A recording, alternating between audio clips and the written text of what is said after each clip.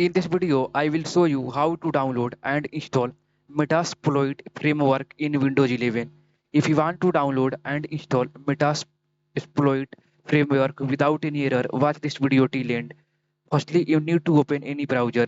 Here I am opening Google Chrome. After opening Google Chrome, you have to search Metasploit download. Then press enter. After this, here you can see download Metasploit, world most used penetration software. Click this link. When you click this link, here you can find open source commercial. You will use open source.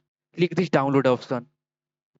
When you will use download option, you will reach this page.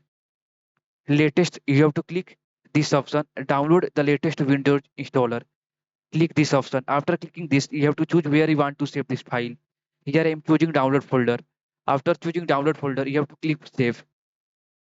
And you can see our process has started for download.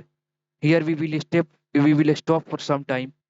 We will wait for some time, then we will install it and open it.